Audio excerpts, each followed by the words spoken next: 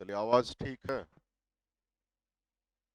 कल जो कुछ भी मैं आपको बताया था, आप लोग उसे पढ़े थे? हाँ, कमरे पर जाकर कुछ पढ़े लिखे थे?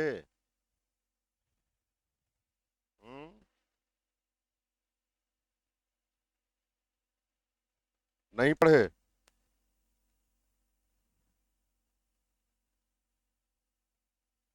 क्या बात।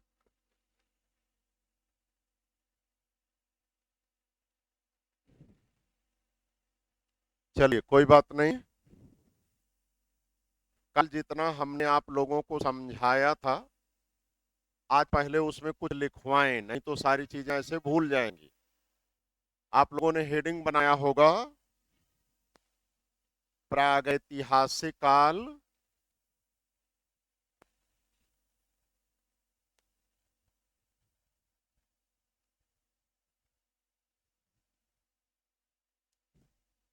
अथवा पाषाण काल। ठीक है। इसके विषय में पहले जितना मैं बताया हूं उतना लिखिए, फिर आगे की बातें बताते हैं।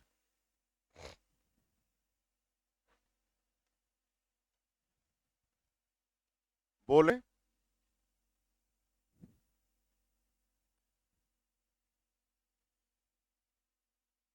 प्रागैतिहासिक काल के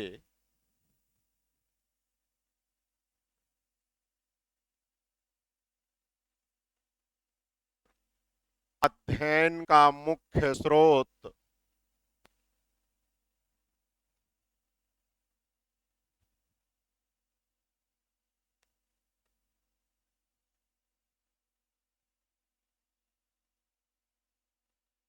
पुरातात्विक सामग्रियां हैं। पुरातात्विक सामग्रियां हैं।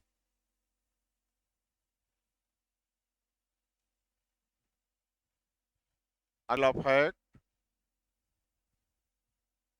प्रागैतिहासिक काल को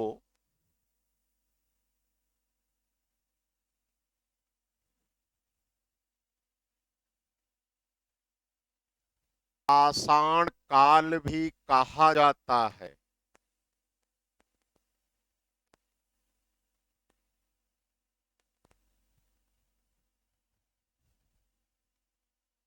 क्योंकि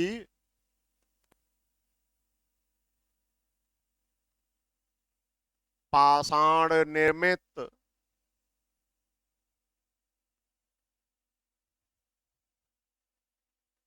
औजारों औजार पाषाण निर्मित औजारों, हथियारों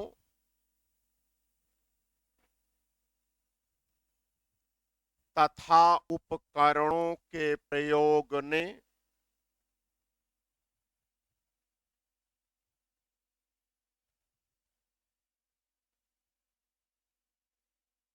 प्रागैतिहासिक काल के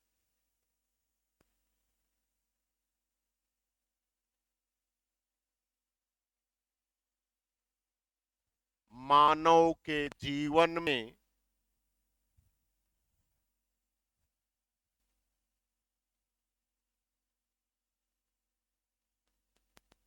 'परिवर्तनकारी प्रभाव उत्पन्न किया।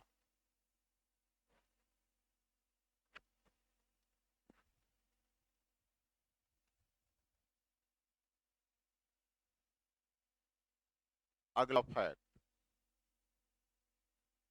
आदि मानव का उद्भव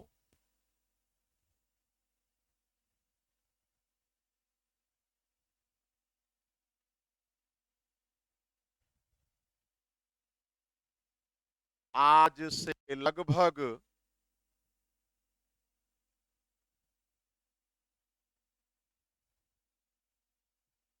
42 लाख वर्ष पूर्व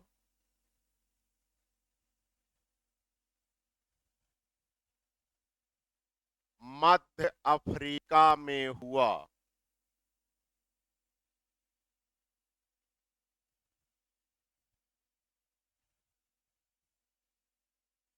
वहां से मानव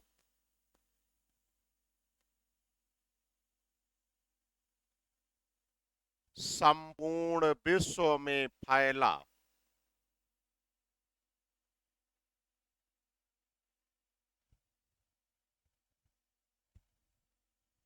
अगला फैक्ट, भारत में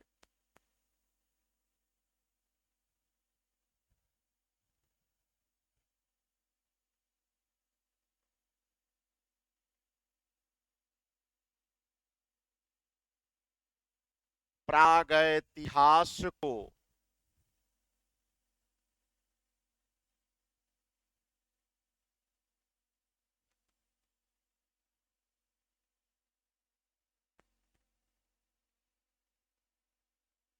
उद्घाटित करने का श्रेय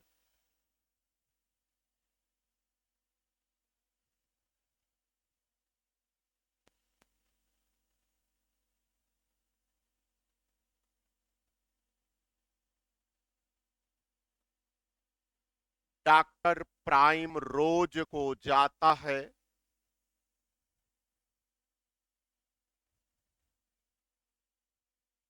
डॉक्टर प्राइम रोज को जाता है। उन्होंने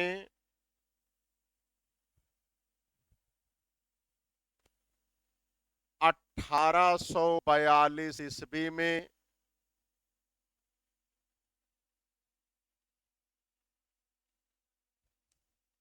कर्नाटक के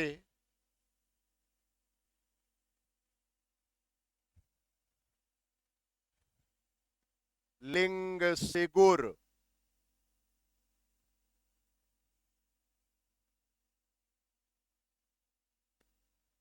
नामक स्थान से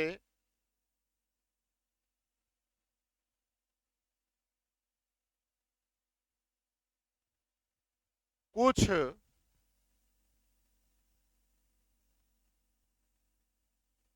पाषाण उपकरण प्राप्त किया।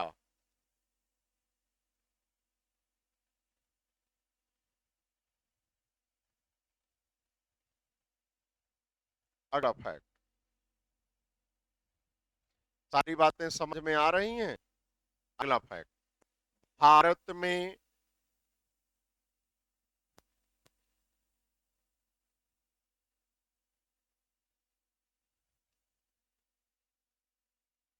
प्रागैतिहासिक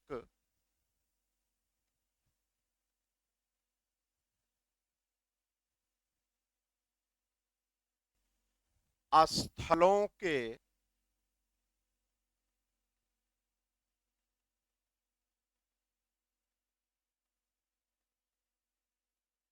अन्वेषण की शुरुआत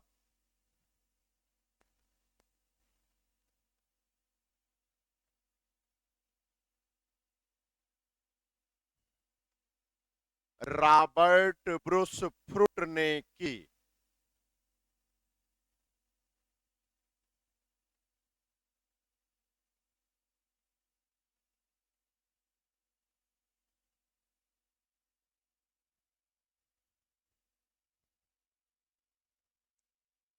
पूर्ण विराम, उसी में आगे रॉबर्ट ब्रूस फ्रूट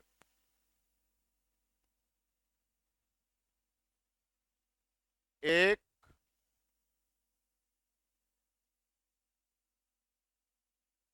भूवैज्ञानिक थे।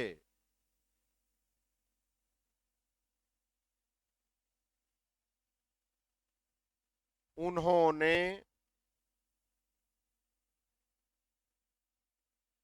सर्वप्रथम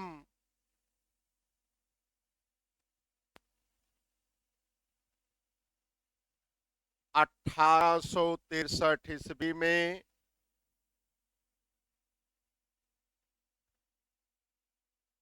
तमिलनाडु के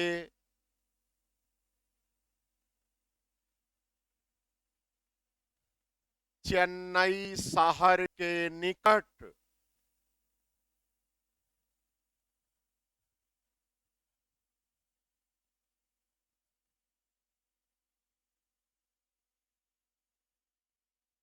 पल्लवरम,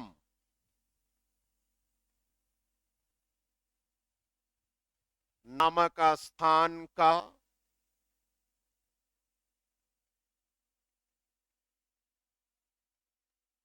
उत्खनन कराया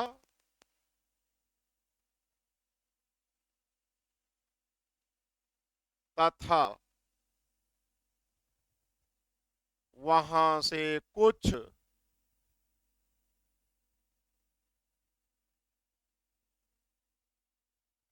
पाषाणकालीन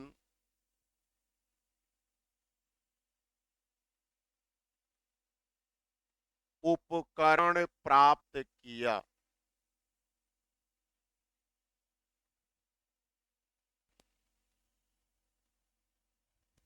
अगला फैक्ट,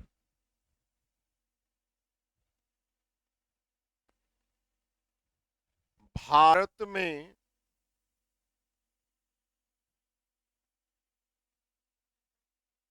पाषाण काल को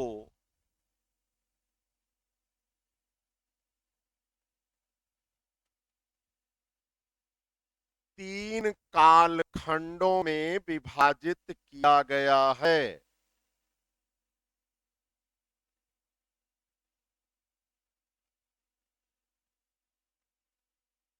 हम एक डायग्राम बना रहे हैं, उसी को आप लोग कॉपी करें।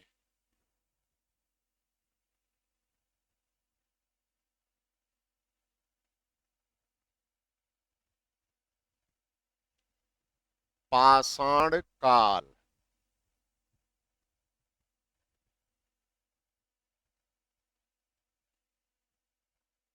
पुरा पाषाण काल,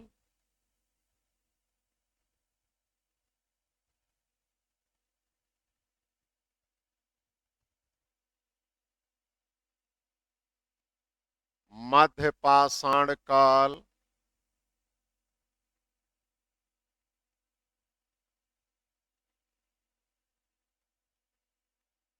नव पाषाण काल।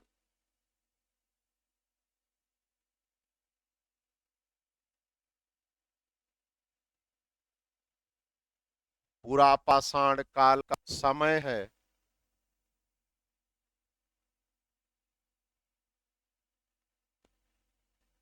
20 लाख वर्ष ईसा पूर्व से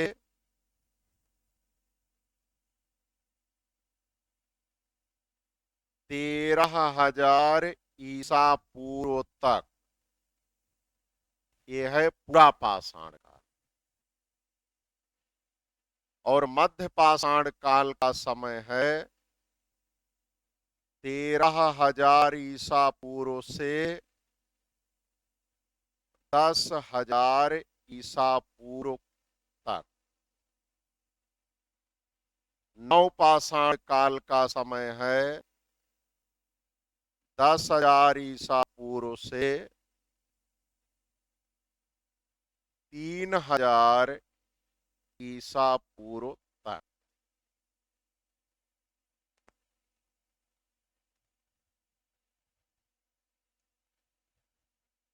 जो भी मित्रगण हमारे साथ ऑनलाइन जुड़े हैं, यदि उन्हें कोई बात समझने में समस्या हो, आवाज में अस्पष्टता हो या लिखावट में कोई समस्या हो, तो कमेंट के माध्यम से बता सकते हैं। हम उनकी समस्या का समाधान करेंगे। नोट कर लिए। इसी समय आगे हम आपको लिखवाएंगे, लेकिन इस डायग्राम को पूरा कर लीजिए। इस पूरा पाषाण काल को भी 3 कालखंडों में विभाजित किया गया है, तो इसी समय इसको भी विभाजित कर लें। पूरा पाषाण काल को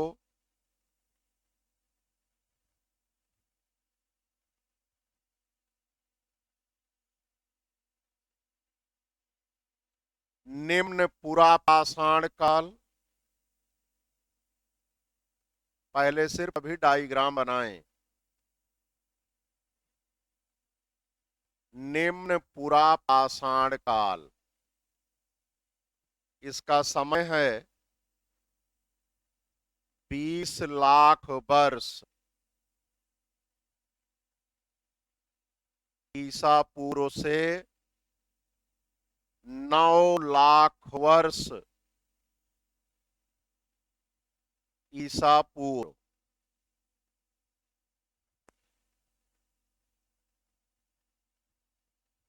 दूसरा भाग है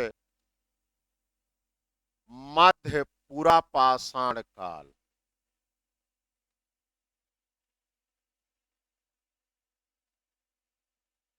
इसका समय है 9 लाख वर्ष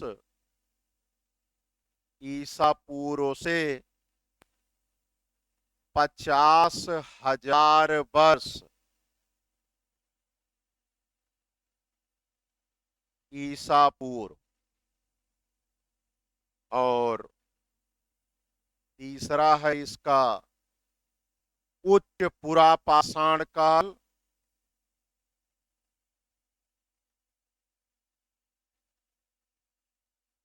इसका समय है 50,000 ईसा पूर्व से 13,000 ईसा पूर्व तक।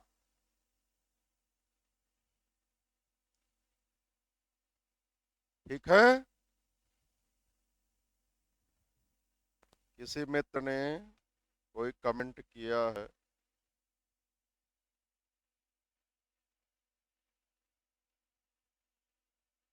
इनकी शिकायत है कि आवाज कुछ कट रही है। खैर चलिए देखते हैं, अगर कोई टेक्निकल एरर होगा तो वो दूर होगा। एक बार फिर से आप लोग देखें, हमने आपको क्या बताया कि पाषाण काल को 3 काल खंडों में विभाजित किया गया है। पूरा पाषाण काल, मध्य पाषाण काल और नव पाषाण काल। पूरा पाषाण काल का समय है 20 लाख ईसा पूर्व से लेकर 13,000 ईसा पूर्व तक। ये पूरा पाषाण काल। मध्य पाषाण काल का समय है 13,000 ईसा पूर्व से 10,000 ईसा पूर्व तक। नव पाषाण काल का समय है 10,000 ईसा पूर्व से 3,000 ईसा पूर्व तक। पुनः इस पूरा पाषाण काल को 3 काल खंडों में, 3 भागों में विभाजित किया गया है। एक को कहते हैं निम्न पुरा पाषाण काल, यानी पुरा पाषाण काल का सबसे आरंभिक कालखंड 20 लाख वर्ष ईसा पूर्व से लेकर 9 लाख वर्ष ईसा पूर्व तक। दूसरा है मध्य पुरा पाषाण काल। ध्यान रखिएगा, मध्य पाषाण काल अलग है, मध्य पुरा पाषाण काल अलग है। पुरा पाषाण काल का एक भाग मध्य पुरा पाषाण काल है, जबकि मध्य पाषाण काल का एक भाग है। मध्य पुरा पाषाण काल के लाखों वर्ष पश्चात मध्य पाषाण काल का आगमन होता है। तो मध्य पुरा पाषाण काल का समय है 9 लाख ईसा पूर्व से 50,000 ईसा पूर्व तक। उच्च पुरा पाषाण काल का कालखंड है 50,000 ईसा पूर्व से 13,000 ईसा पूर्व तक। ठीक है, ये डायग्राम आप सबका क्लियर हो गया होगा। अब फिर से नई लाइन में लिखिए। नई लाइन में क्या आप हेडिंग बनाएं? पूरा पाषाण काल, पूरा पाषाण काल। अब इसे हम इरेज कर देते हैं, है ना। सबसे पहले आप सब हेडिंग बनाएंगे पूरा पाषाण काल।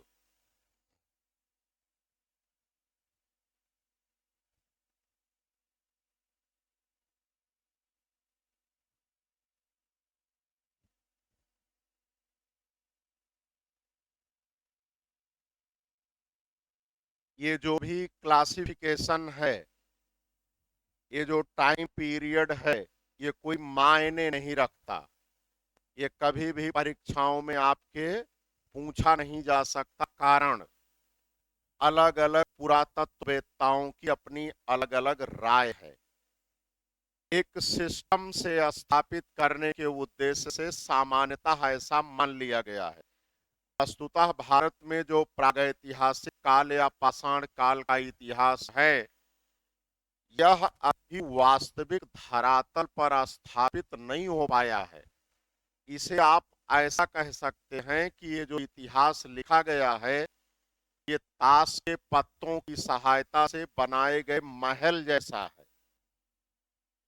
समय समय पर जैसे ही थोड़े मोड़े अवरोध के कारण ताश के पत्ते से बना हुआ महल ढहने लगता है, वैसे ही यह पाषाण काल का इतिहास है। जैसे ही किसी स्थल विशेष पर कुछ विशेष सामग्री विशिष्टता में प्राप्त हो जाती है, तो विगत का सारा कॉन्सेप्ट बदल जाता है।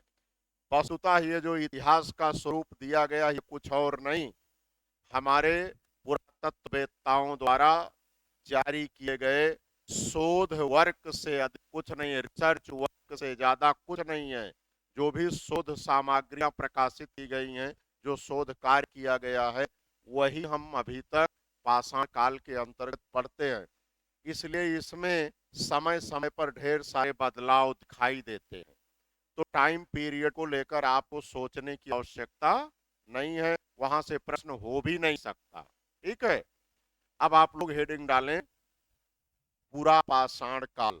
यहां से जो अब हम आगे लिखवाएंगे, ये सारे प्रश्न बहुत महत्वपूर्ण होंगे।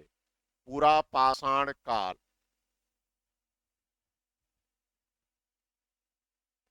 पूरा पाषाण काल का समय क्या है, ये हमने आपको एक बार लिखवा दिया, बार बार उसे लिखवाऊंगा नहीं। लिखिए, पूरा पाषाण काल का मानव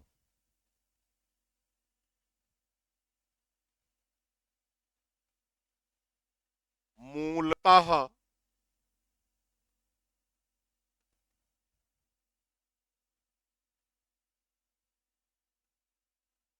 आखेटक तथा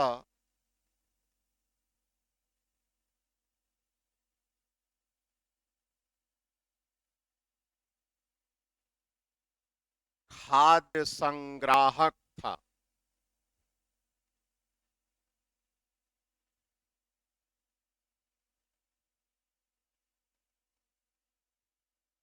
यही इस पूरा पाषाण काल का की पॉइंट है। पूरा पाषाण काल का मानव कैसा था? आखेटक तथा खाद्य संग्राहक। यानी उसका प्रमुख कार्य क्या था? शिकार करना तथा जंगल में जो कुछ भी प्रकृति में फल फूल कंद मूल जैसी खाद्य सामग्री प्राप्त हो, उसे खाने के लिए संग्रह कर लेना, कलेक्शन कर लेना। ठीक है, पूर्ण विराम। उसी में आगे, इस काल का मानव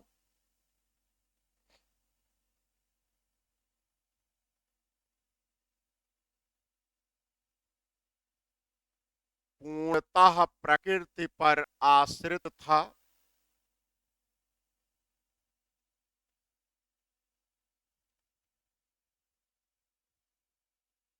क्योंकि उसे क्योंकि उसे पशुपालन, कृषि कार्य,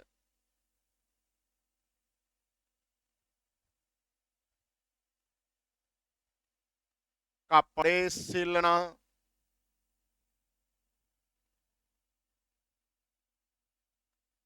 घर बनाना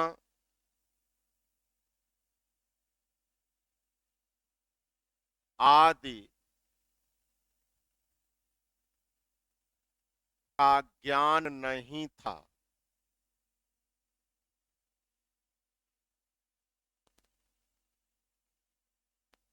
लाइन से, इस काल का मानव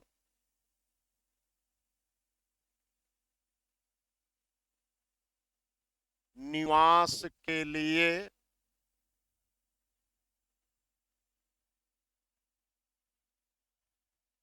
पेड़ों की शाखाओं तथा पहाड़ों की गुफाओं, ब्रैकेट में लिखिए शैलाश्रय,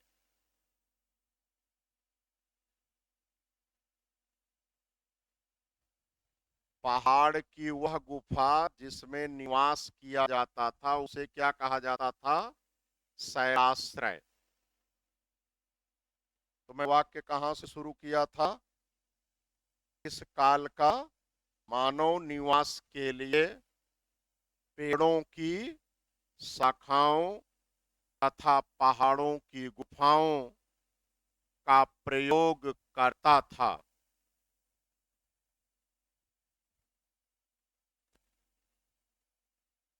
पूर्ण विराम उसी में आगे।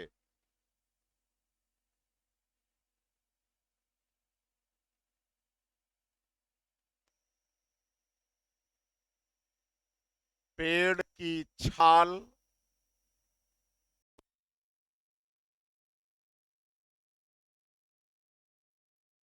पत्तों तथा मृग चर्म यानी पशुओं का चमड़ा, मृग चर्म का प्रयोग मृग मृग चर्म नहीं नहीं, मृग का अर्थ होता है पशु, ध्यान रखिएगा। मृग चर्म का प्रयोग वस्त्र के रूप में करता था।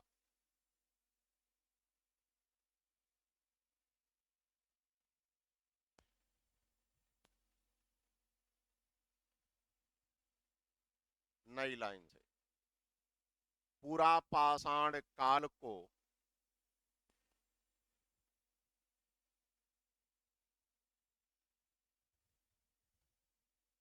तीन कालखंडों में विभाजित किया गया है।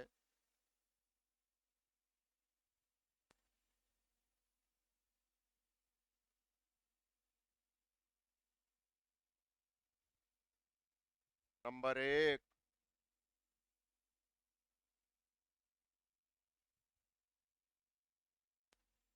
निम्न पूरा पाषाण काल।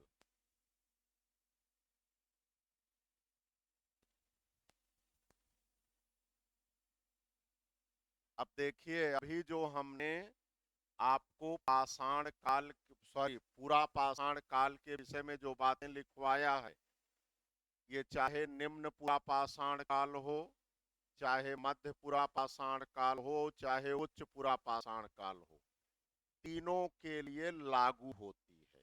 ये कॉमन बात है ना? संपूर्ण पूरा पाषाण काल के लिए जितनी बातें हमने लिखवाया है, पूरा पाषाण काल के तीनों कालखंडों पर समान रूप से लागू होती है। अब प्रत्येक कालखंड में कौन कौन सी विशिष्टता है उसको हम लिखवा रहे हैं। तो हमने आपको क्या बताया, क्या बोला? पूरा पाषाण काल को तीन भागों या कालखंडों में विभाजित किया गया है। नंबर एक, हेडिंग के रूप में, निम्न पूरा पाषाण काल। ठीक है, लिखिए।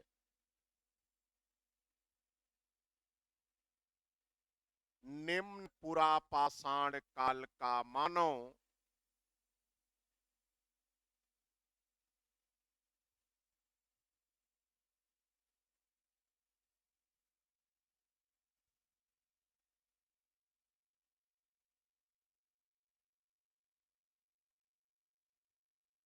शिकार करने के लिए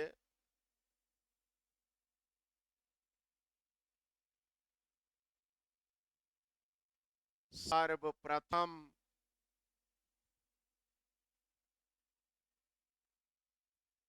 लकड़ी के डंडे का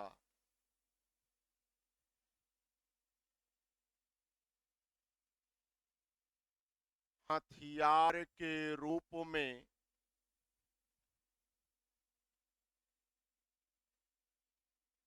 प्रयोग किया।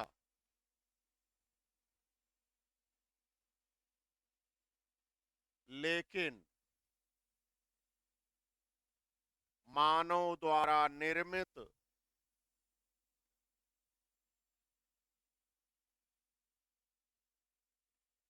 प्रथम हथियार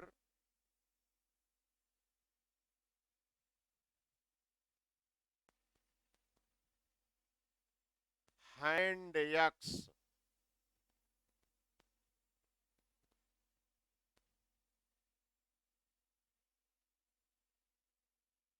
ऑब्लिक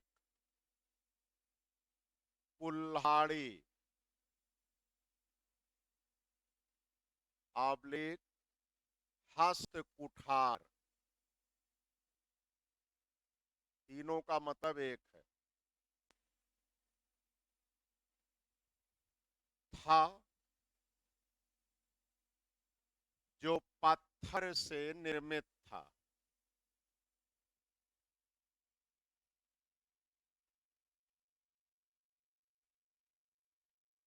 नई लाइन से हैंड एक्स कामा, पहले इसे लिख लीजिए फिर अभी हम समझाते हैं। पेबुल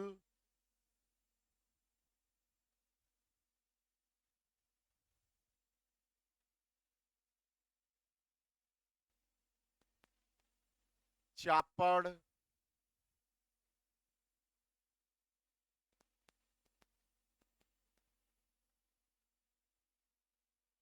चापिंग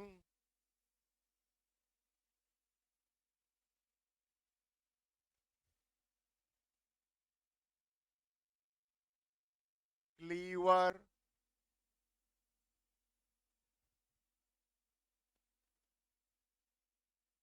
खुरचनी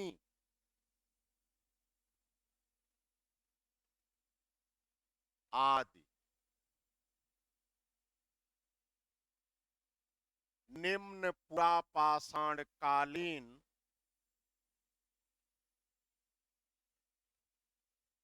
निम्न पुरापाषाण कालीन प्रमुख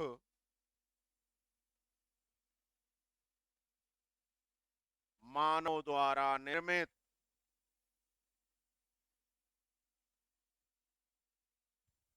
पाषाण उपकरण हैं।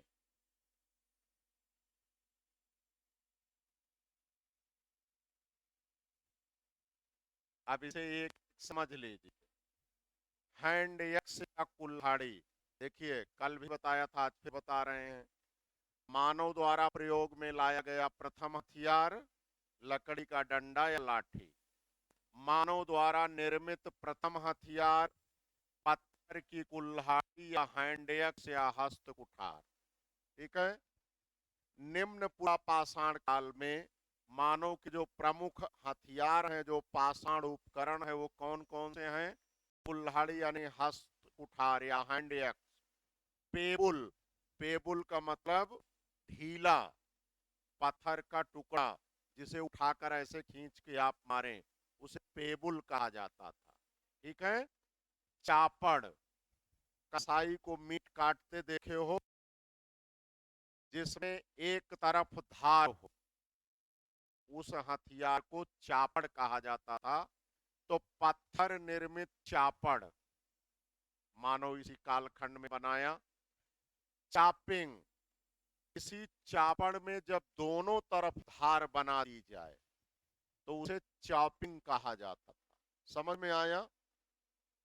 क्लीवर, जैसे नुकीला बेधने के लिए, है ना। खुरचनी, खुरचने के लिए, जैसे खुरपी वगैरह देखे हैं। तो इस प्रकार के ये प्रमुख उस कालखंड के पाषाण निर्मित औजार तथा हथियार हैं। ठीक है। पूर्ण विराम, उसी में आगे। ये सभी पाषाण उपकरण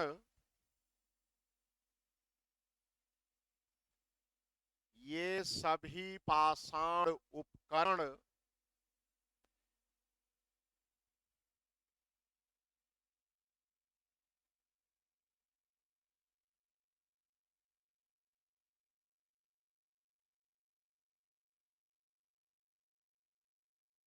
क्वार्टजाइट पत्थर से निर्मित हैं। इस पत्थर से, पत्थर की ढेर सारी प्रकार हैं, क्वार्टजाइट पत्थर से निर्मित हैं। ठीक है, ये प्रश्न पूछा जाता है। अगला फैक्ट नई लाइन से,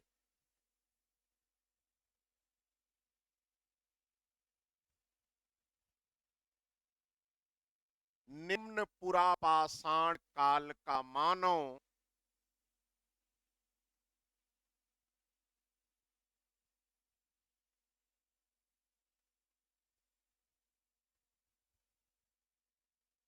आग के ज्ञान से अपरिचित था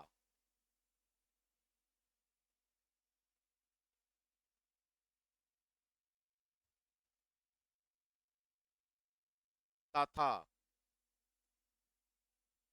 निवास के लिए पहाड़ों की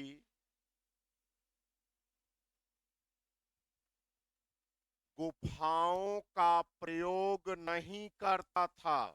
ध्यान रखिएगा, आरंभिक दौर में पहाड़ों की गुफाओं का प्रयोग नहीं करता था। बातें समझ में आई? यानी अभी इसको आग का ज्ञान नहीं था और शैलाश्रय का भी अभी ये प्रयोग नहीं करता था। अगला फैक्ट,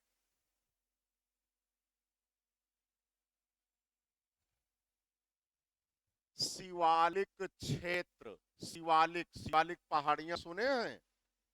शिवालिक क्षेत्र, इसे आप कश्मीर और हिमाचल प्रदेश का क्षेत्र कह सकते हैं। कामा, पाकिस्तान का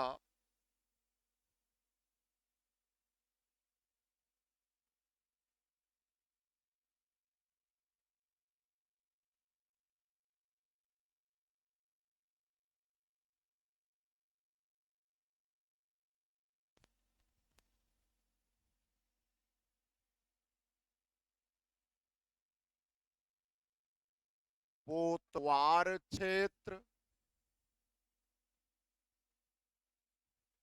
तथा सोहन घाटी का क्षेत्र, ये पाकिस्तान में पड़ता है। सोहन घाटी का क्षेत्र, कामा,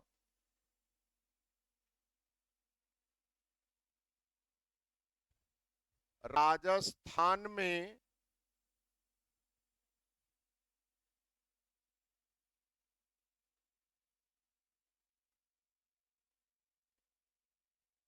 लूनी नदी का क्षेत्र,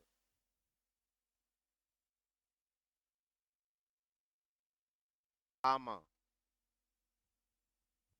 गुजरात में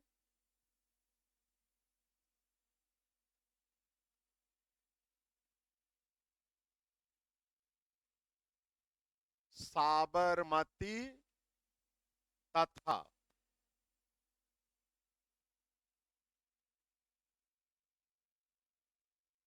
माही नदी का क्षेत्र,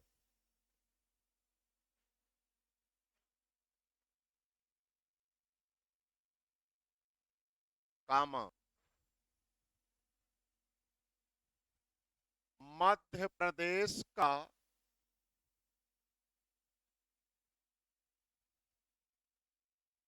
नर्मदा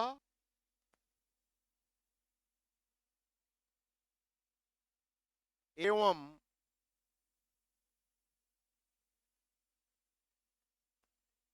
सोन नदी घाटी का क्षेत्र,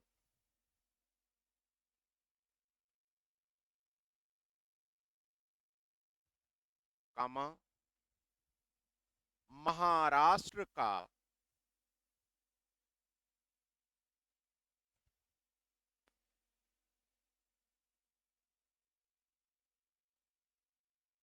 नेवासा क्षेत्र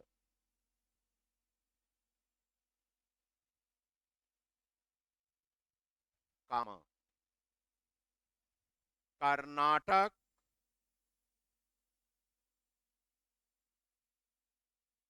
तमिलनाडु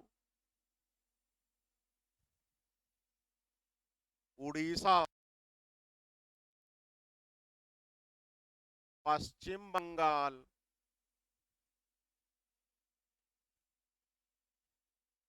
कामा उत्तर प्रदेश में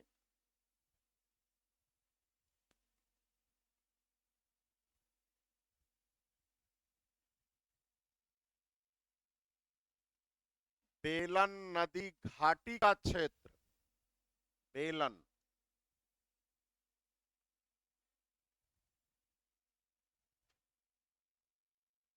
इत्यादि भारत में प्रमुख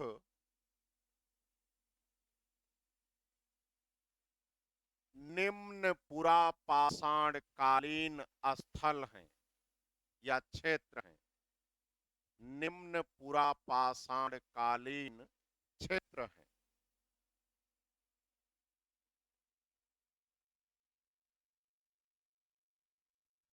नई लाइन से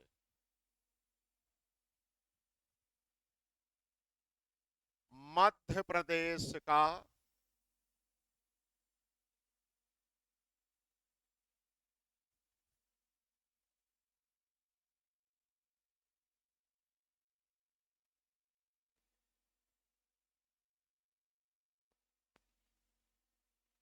सिहावल नामक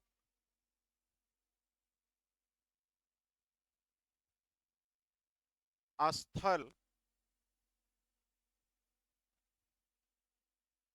निम्न पुरापाषाण कालीन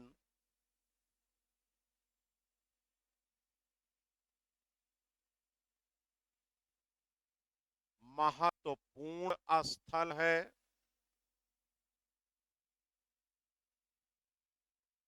जहां से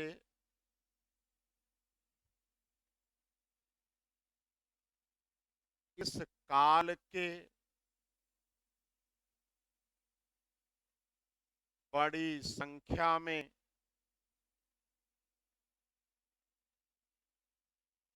पाषाण उपकरण प्राप्त हैं।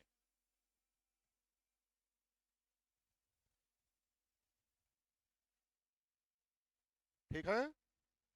अगली हेडिंग मध्य पुरापाषाण काल। मध्य पुरापाषाण काल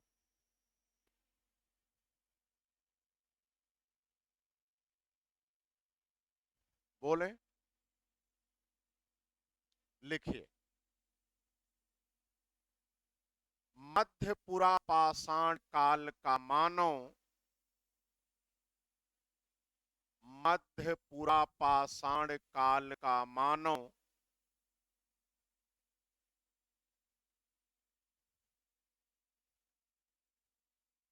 आग की खोज कर चुका था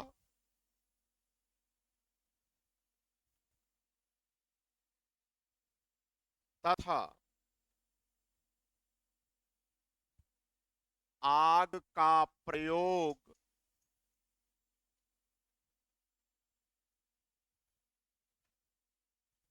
अपने जीवन में करने लगा था। ध्यान रखिएगा, आप लोग जो भी छोटी मोटी किताब उताब पढ़ते हैं सब में लिखा गया है मानव द्वारा आग की खोज नवपाषाण काल में की गई। तो पता नहीं किस दिमाग से उन लोगों ने लिखा है, ये सब गलत लेखन है। मानव द्वारा आग की खोज मध्य पुरापाषाण काल में कर ली गई थी और मानव आग का उपयोग करना सीख गया था। अगला फैक्ट, इस काल का मानव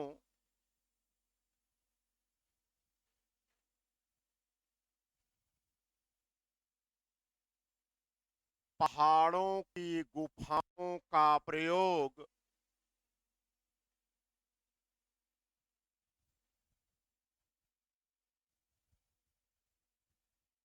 निवास के लिए करता था।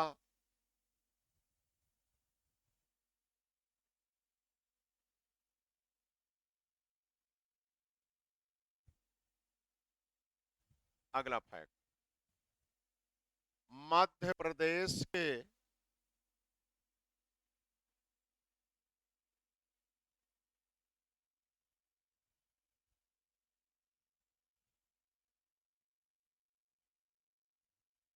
होशंगाबाद जिले के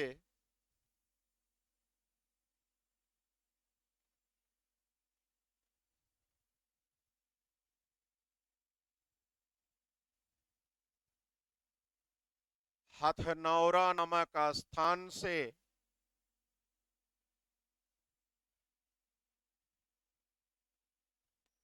लिख लिए हैं हथनौरा। हथनौरा नामक स्थान से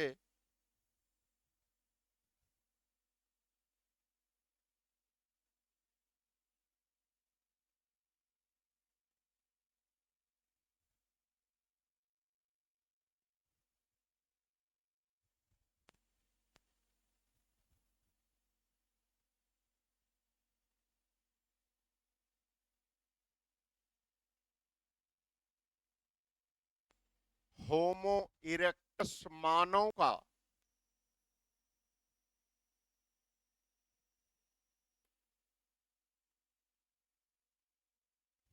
कपाल खंड पाया गया है।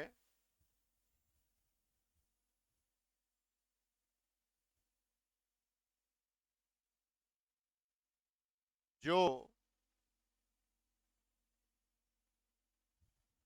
भारत में प्राप्त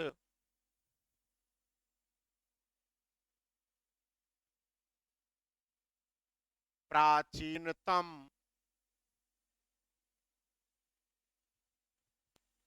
मानव अवशेष है।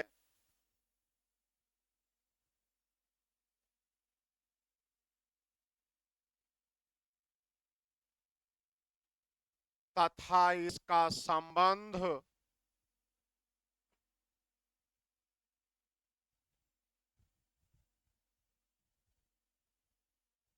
मध्यपुरा पाषाण काल से है। मध्यपुरा पाषाण काल से है।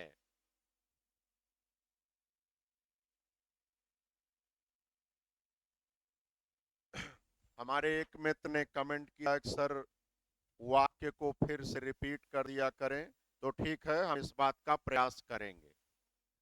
चलिए अगला फैक्ट लिखिए।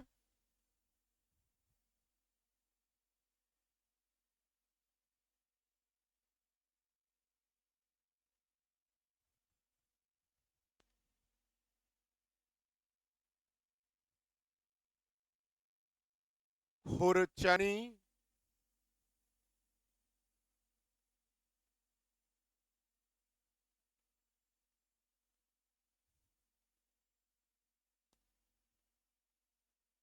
बेधनी, अभी हम सब समझा देते हैं। बेधनी तथा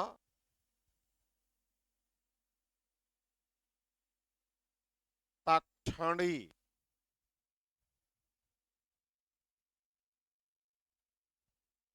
इस काल के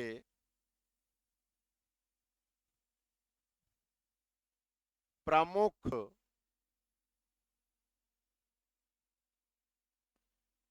पाषाण निर्मित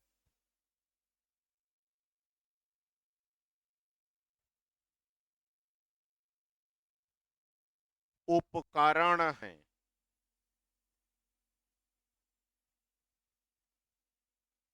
देखिए, खुरचनी का मतलब पत्थर का वह हथियार जिसने जिसे खुरचने का कार्य किया जाए। खुरपी खुरपा सुने होंगे। बेधनी का मतलब नुकीला हथियार जिससे शिकार को घायल किया जा सके, घोंप दिया जाए। और तक्षणी का मतलब जिस पशु का आपने शिकार किया है उसकी स्किन उतारने के लिए, जैसे बढ़ई का आपने बांसुला देखा है जिससे ऐसे लकड़ी छीलता है, तो ये है तक्षणी। बातें समझ में आई? अगला फैक्ट बस। उपर्युक्त सभी पाषाण उपकरण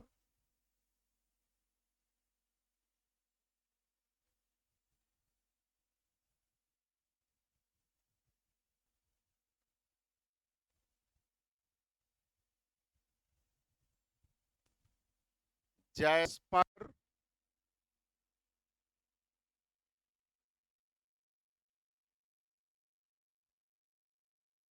चर्ट, लिखिए अभी बता देते हैं, तथा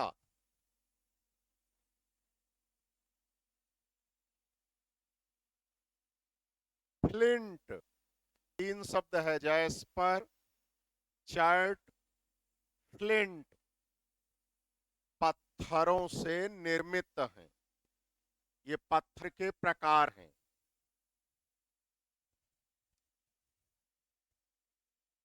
ठीक है, देखिए, निम्न पुरापाषाण काल के पाषाण उपकरण मूलतः क्वार्टजाइट पत्थर से निर्मित हैं, लेकिन मध्य पुरापाषाण काल के पाषाण उपकरण जैस्पर पत्थर, चैट पत्थर तथा फ्लिंट पत्थर से निर्मित है। तो चलिए, अभी ये पूरा नहीं हुआ है, इसमें एक दो लाइन और लिखवाना था, या एक वाक्य लिख लीजिए, खत्म हो जाएगा। एक वाक्य लिखिए, महाराष्ट्र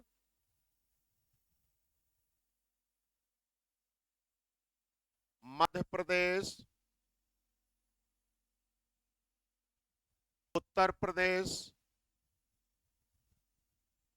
राजस्थान तमिलनाडु कर्नाटक तथा उड़ीसा प्रांतों से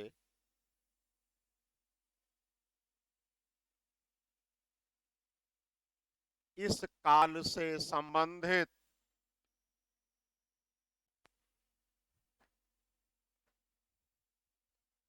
स्थल पाए गए हैं।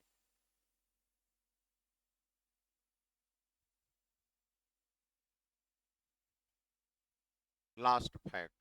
अगला फैक्ट, पाकिस्तान स्थित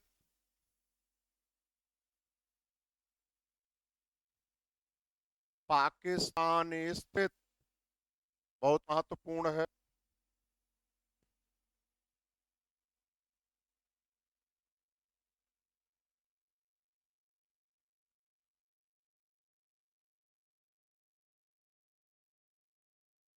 संघाओ गुफा मध्य पुरापाषाण कालीन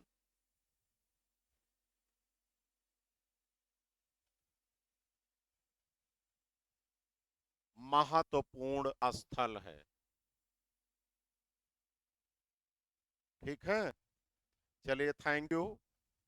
यहीं पर विराम दीजिए, शेष चर्चा नेक्स्ट क्लास में, that means Monday. Thank you.